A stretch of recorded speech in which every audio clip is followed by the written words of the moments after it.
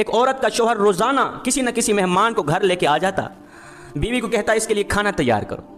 شوہر کے روز کی اس معمول سے تنگ آ کر یہ عورت شکایت لے کر میرے اور آپ کے کریم نبی جناب حضرت محمد مصطفیٰ صلی اللہ علیہ وسلم کی بارگاہ میں حاضر ہوئی، رو کر شکایت کرنے لگی، یا رسول اللہ، میرے شوہر نے معمول بنایا ہوا ہے، روزانہ کسی نہ کسی مہمان کو گھر لے کے آ جاتا ہے اور کہتا ہے اس کے لیے کھانا تیار کرو۔ کڑکتی دھوپ میں مجھے آگ جلانی پڑ جاتی ہے، کھانا تیار کرنا پڑتا ہے، چلو ایک دن کے لیے تو مہمان آ جائے، اس کی خدمت کی جائے، لیکن اس نے معمول بنایا ہوا ہے، روزانہ کسی نہ کسی مہمان کو لے کر آ جاتا ہے اور کہتا ہے اس کے لیے کھانا تیار کرو۔ میں تو آگ جلا جلا کے خود جل گئی، آقا میں یہ تکلیف برداشت نہیں کر سکتی، میں یہ دکھ برداشت نہیں کر سکتی، یا رسول اللہ آپ کے دروازے پر آئی ہوں، آپ مجھے کوئی ایسا طریقہ بتائیں جس کو اپناتے ہوئے میں آپ کے فرمان پر عمل کروں، آپ کے طریقے پر عمل کروں، میرے شوہر کے اندر جو یہ عادت ہے روزانہ کسی نہ کسی مہمان کو لے کر آ جاتا ہے، یہ عادت ختم ہو جائے۔ میرے کریم نبی خاموش ہو کے اس عورت کی بات سنتے رہے، میرے نبی نے کوئی جواب نہ دیا، عورت کہتی رہی، سناتی رہی، میرے نبی خاموش رہے، میرے نبی نے کچھ بھی نہیں کہا۔ کریم نبی کے لبوں پر خاموشی دیکھ کر یہ عورت خود خاموش ہو کے واپسی چلی گئی۔ جب گھر میں گئی دوسرے دن میرے کریم نبی نے اس عورت کے شوہر کو بلایا، کہا کہ کل میں آپ کے گھر کا مہمان بننے والا ہوں۔ وہ تو خوش ہو گیا، دوڑ کر گیا، اپنی بیوی کو کہا کل اللہ کے نبی ہمارے گھر کے مہمان بننے والے ہیں، کل آپ نے کھانا تیار کرنا ہے۔ وہ عورت بھی سن کر بڑی خوش ہوئی، صبح اٹھتے ہی اس نے تیاریاں شروع کر دی، کھانے بنانے شروع کر دی۔ میرے کریم نبی نے وہاں کھانا کیا کھانا تھا، میرے نبی تو وہاں ان کو سبق دینے جا رہے تھے، ان کی آنکھوں سے ان کو کچھ دکھلانے جا رہے تھے۔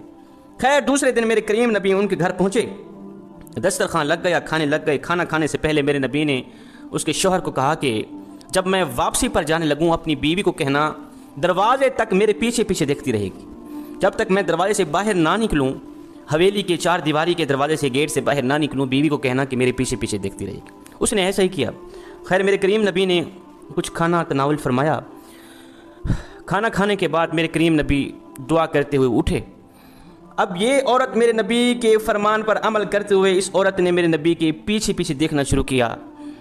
دیکھتے ہی یہ عورت بے ہوش ہو گئی، اس کو ایسا منظر نظر آیا کہ تاب نہ لا سکی، برداشت نہ کر سکی، بے ہوش ہو گئی۔ میرے کریم نبی آگے چلے گئے۔ جب اس عورت کو ہوش آئی تو اس کے شوہر نے پوچھا کہ آخر وجہ کیا تھی، کیا تجھے نظر آیا تھا؟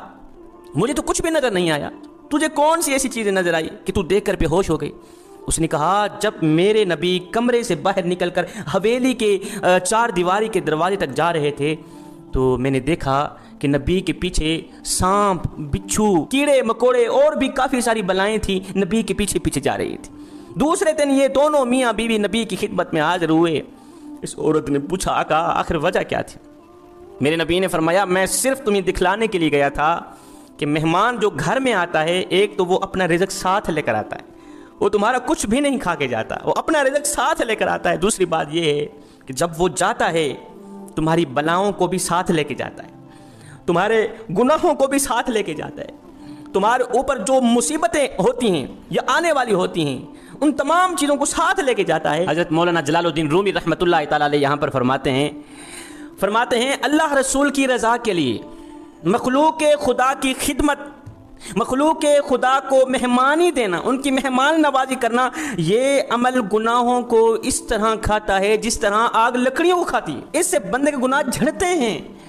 اگر تم چاہتے ہو کہ تمہارے گناہ جھڑ جائیں، ایک گناہ بھی باقی نہ رہے، تو مہمانوں کی خدمت کیا کرو، مہمانوں کی مہمان نوازی کیا کرو، کترایا نہ کرو، اللہ رسول کی رضا کے لیے مخلوق خدا کو مہمانی دیا کرو۔ حضرت سیدنا ابراہیم علیہ السلام جد الانبیاء تھے، آپ کی یہ عادت کریمانہ تھی، اس وقت تک آپ کھانا نہیں کھاتے تھے جب تک کوئی گھر میں مہمان نہیں آتا تھا، جب تک مہمان کو کھانا نہیں کھلاتے خود نہیں کھاتے تھے۔ ایک دن گزرا مہمان نہ آیا، دوسرا دن گزرا مہمان نہ آیا، آپ نے کچھ بھی نہیں کھایا، اس لیے کہ آپ کی عادت تھی جب تک مہمان نہ آتا، مہمان ساتھ میں دسترخوان پہ بیٹھ کے نہ کھاتا، آپ خود نہیں کھایا کرتے تھے۔ ایک دن گزرا مہمان نہ آیا، آپ نے کچھ نہیں کھایا، دوسرا دن گزرا مہمان نہ آیا، آپ نے کچھ نہیں کھایا، جب تیسرا دن گزرا پیٹ روٹی مانگنے لگا، بھوک ستانے لگی۔ اللہ کے نبی حضرت سیدنا ابراہیم علیہ السلام گھر سے باہر نکلے، جاؤں کسی کو لے کر آؤں، اس کو بھی کھلاؤں خود بھی کھاؤں۔ باہر نکلے، دیکھا ایک بوڑھا شخص آ رہا تھا، 70-80 سال عمر کا تھا، بھاگ کر گئے، بھوک لگی ہوئی ہے، کھانا کھانا ہے؟ اس نے کہا جی کھانا ہے۔ اس کو لے کر آئے، دسترخوان میں بٹھا دیا، چلو جی شروع کرو۔ اس نے روٹی اٹھائی، کھانے لگا۔ اللہ کے نبی نے فرمایا رکھ دے روٹی، رکھ دے۔ اس نے رکھ دی۔ کیا ہوا؟ تو نے بسم اللہ کیوں نہیں پڑھی؟ اس نے کہا جی میں تو اللہ کو مانتا ہی نہیں، میں تو کافر ہوں، میں تو مسلمان ہوں بھی نہیں، مجھے تو پتہ ہی نہیں بسم اللہ ہوتی کیا ہے، مجھے تو پتہ نہیں اللہ ہے کیا، اللہ کون ہے۔ حضرت سیدنا ابراہیم علیہ السلام کو جلال آ گیا۔ ابراہیم علیہ السلام نے فرمایا پھر اٹھ کے دفع ہو جا، میں تجھے کھانا نہیں کھلاتا، دفع ہو جا، اگر تو اللہ کو نہیں مانتا، بسم اللہ نہیں پڑھتا، دفع ہو جا، میں تجھے کھانا نہیں کھلاتا۔ وہ یہاں سے اٹھ کے چلا گیا۔ ادھر سے یہ مہمان اٹھ کے گیا، ادھر سے حضرت جبریل علیہ السلام حاضر ہوئے۔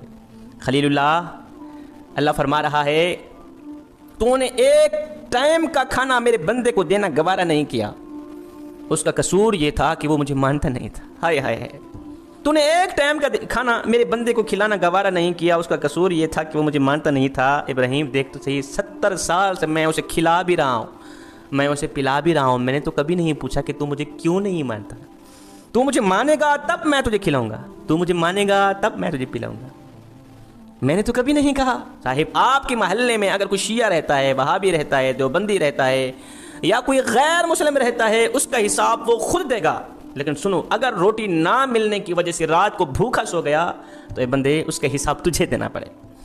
تو فرمایا میرے نبی نے جو مہمان آتا ہے، مہمان کی مہمان نوازی، اس کی خدمت انسان کے گناہوں کو جلا کر راکھ کر دیتی۔ اگر تم چاہتے ہو کہ آنے والی بلائیں جل کر راکھ ہو جائیں، آنے والی آفات و بلیات سے تم محفوظ رہو، تو مہمانوں کی مہمان نوازی اللہ رسول کی رضا کے لیے کھلے دل سے کیا کرو۔